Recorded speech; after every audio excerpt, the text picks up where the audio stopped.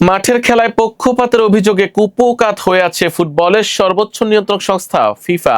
এই বিশ্বকাপে টিকিট থেকে শুরু করে হোটেল ও পরিবহন প্রায় সব খাতেই পকেট কাটার অভিযোগ আছে ফিফার বিরুদ্ধে। এত বিতর্কের মাঝেই এবার নতুন এক ব্যবসা শুরু করতে যাচ্ছে এই সংস্থাটি। রিপোর্টে থাকছে বিস্তারিত। বিশ্বকাপের টিকিটের দাম নিয়ে সমালোচনা চলছে। এর মধ্যে এবার নতুন এক উদ্যোগ নিয়ে আলোচনায় ফিফা। আগামী 19 জুলাই নিউ ইয়র্কের মেটলাইফ স্টেডিয়ামে অনুষ্ঠিত হবে বিশ্বকাপের ফাইনাল। আর সেই ম্যাচে ব্যবহৃত মাঠের আসল ঘাসের টুকরো স্মারক হিসেবে বিক্রি করবে বিশ্ব ফুটবলের নিয়ন্ত্রক সংস্থা।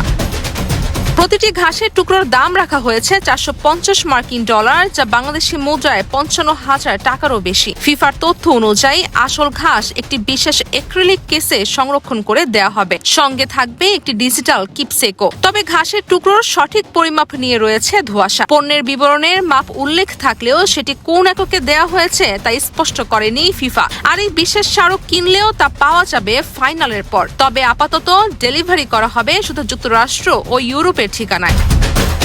এর আগেও ক্লাব বিশ্বকাপের ফাইনালে মাঠের অংশ নিলামে তুলেছিল ফিফা। এবার বিশ্বকাপের ফাইনালের ঘাস বিক্রির সিদ্ধান্ত ঘিরেও শুরু হয়েছে নতুন আলোচনা। রাজিয়া সুলতানা কেয়া, ইয়ান স্পোর্টস।